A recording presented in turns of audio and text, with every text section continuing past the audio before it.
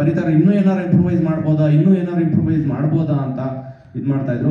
ಅದಾದ್ಮೇಲೆ ನಾವು ಮೊದಲನೇದಾಗಿ ಅಂದ್ರೆ ಇಂಟ್ರೊಡ್ಯೂಸ್ ಮಾಡ್ತಾ ಇರುವಂತ ಸಿನಿಮಾದಲ್ಲಿ ನಾಗೇಂದ್ರ ಪ್ರಸಾದ್ ಸರ್ ಅವರ ಸಂಭಾಷಣೆ ಮತ್ತೆ ಮ್ಯೂಸಿಕ್ ಡೈರೆಕ್ಷನ್ ಸಿಕ್ಕಿರೋದು ಅದು ಇನ್ನ ಒಂದು ದೊಡ್ಡ ಅದೃಷ್ಟ ಅಂತಾನೆ ಹೇಳ್ಬೋದು. ಸಾಹಿತ್ಯ ಎಲ್ಲಾದ್ರಲ್ಲೂ ಇನ್ನೂ ದೊಡ್ಡ ಅದೃಷ್ಟ ಅಂತಾನೆ ಹೇಳ್ಬೋದು. ನಾಳೆ ದಿನ ಎಷ್ಟೇ ಸಿನಿಮಾ ಮಾಡ್ಬೋದು, ಮೊದಲು ಅನ್ನೋದು ಇರುತ್ತಲ್ಲ, ಅವಾಗ ನಾವು ಅದನ್ನ ಹೇಳ್ಕೊಳಕ್ಕೊಂದು ದೊಡ್ಡ ಹೆಮ್ಮೆ ಅಂತಾನೆ ಹೇಳ್ಬೋದು. ಸೊ ಮೊದಲನೇ ಸಿನಿಮಾದಲ್ಲಿ ಇಷ್ಟೆಲ್ಲ ಕಲಾವಿದರ ಜೊತೆ, ಡ್ರ್ಯಾಗನ್ ಮಂಜ್ ಸರ್ ಜೊತೆ, ಸಾಧು ಸರ್ ಜೊತೆ, ನಮ್ಮ ಕರಿಸು ಸರ್ ಜೊತೆ, ಶ್ವೇತಾ ಅವ್ರ ಜೊತೆ, ಇನ್ನು ಗಿಲ್ಲಿ ನಟ ಅವ್ರ ಜೊತೆ ಆಕ್ಟ್ ಮಾಡೋದಂತೂ ತುಂಬಾ ಒಳ್ಳೆ ಚಾಲೆಂಜ್. ಅಂದ್ರೆ ಅವರು ನಾವೇನ್ ಕೊಡ್ತಾ ಇರ್ತೀವಿ ಅವ್ರ ಹತ್ರ ಕೊಡ್ತಾ ಇರ್ತಾರೆ ರಿಟರ್ನ್. ಸೊ ಅದು ಇನ್ನೊಂದು ದೊಡ್ಡ ಚಾಲೆಂಜ್ ಆಗಿ ಅದು ಸಿನಿಮಾ ಹೆಂಗಾಗಿದೆ ಅಂದ್ರೆ ಜುಗಲ್ಬಂದಿ, ನಾನ್ ಕಾಮಿಡಿ ಮಾಡ್ತೀನಿ, ನೀನ್ ಕಾಮಿಡಿ ಮಾಡು, ನೀನ್ ಕಾಮಿಡಿ ಮಾಡ್ತೀಯ, ನಾನ್ ಕಾಮಿಡಿ ಮಾಡು, ಆಮೇಲೆ ಎಲ್ಲರೂ ಬರೋರೆಲ್ಲ ಕಾಮಿಡಿ ನೆಕ್ಸ್ಟ್ ಲೆವೆಲ್ ಎಂಟರ್ಟೈನ್ಮೆಂಟ್ ಬಂದ್ಬಿಟ್ಟಿದೆ ಸರ್ ಸಿನಿಮಾದಲ್ಲಿ. ಅಂದ್ರೆ ಇದು ನಮ್ ಸಿನಿಮಾ ಅಂತ ಹೇಳ್ತಾ ಇಲ್ಲ, ಬಟ್ ಈ ಸಿನಿಮಾನ ಒಂದು ಓವರ್ ಆಲ್ ಕಂಟೆಂಟ್ ತರ ನೋಡಿದಾಗ, ಯಾಕೆಂದ್ರೆ ನಾವು ಬರೀ ಕಾಮಿಡಿ ಕಂಟೆಂಟೇ ಮಾಡ್ಕೊಂಡು ಬಂದಿರೋದ್ರಿಂದ ನಮ್ಗೆಲ್ಲೋ ಒಂದ್ ಕಡೆ ಒಂದು ಜಡ್ಜ್ಮೆಂಟ್ ಇರುತ್ತೆ, ಯಾವ ಕಾಮಿಡಿ ವರ್ಕ್ ಆಗುತ್ತೆ, ಯಾವ್ದು ಜನ ನಗ್ತಾರೆ, ಯಾವ್ದು ಜನಕ್ಕೆ ಇಷ್ಟ ಆಗುತ್ತೆ ಅನ್ನೋದು.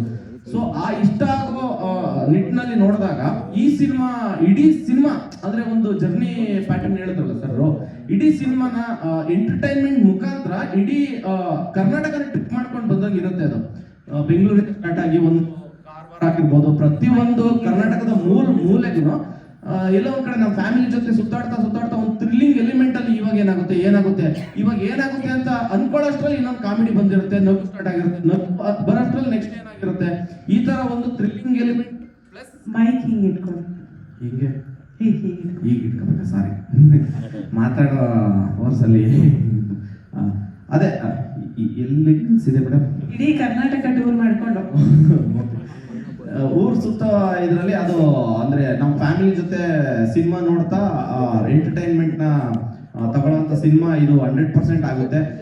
ನಾವು ಎಲ್ಲ ಸರ್ ನಂಬಿ ನಮಗೆ ಕೊಟ್ಟಿರೋ ಕೆಲಸನ ನಾವು 100% ನಿಭಾಯಿಸಿದೀವಿ ಅಂತ ನಾವು ಅನ್ಕೊಂಡಿದೀವಿ. ಸೊ ಅವಕಾಶ ಕೊಟ್ಟಿದ್ದಕ್ಕಂತೂ ಬರೀ ಥ್ಯಾಂಕ್ಸ್ ಹೇಳ್ಬಿಟ್ರೆ ತುಂಬಾ ಚಿಕ್ಕದಾಗ್ಬಿಡುತ್ತೆ.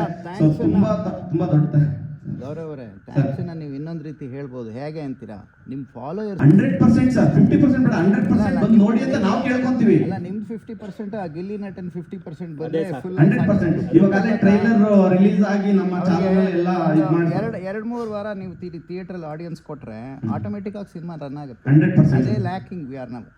ಅಂದ್ರೆ ಅದೇ ಇವತ್ತಿಂದ ಅದನ್ನ ಸಂಕಲ್ಪ ಮಾಡಿ ನೀವು ಎಲ್ಲರೂ ಬರೋ 100% ಸರ್. ಇದು ನಮ್ಮ ಸಿನಿಮಾ ಸರ್. ನಾನು ಆಗ್ಲೇ ಸರ್ ಹತ್ರ ಮಾತಾಡ್ಬೇಕಾದ್ರೆ ಅದನ್ನೇ ಹೇಳಿದ್ವಿ ಸರ್, ಸಿನಿಮಾ ಡೇಟ್ ಒಂದು ಅನೌನ್ಸ್ ಆಗ್ಬಿಟ್ರೆ ಇಡೀ ಕರ್ನಾಟಕ ಓಡಾಡೋಣ ಸರ್.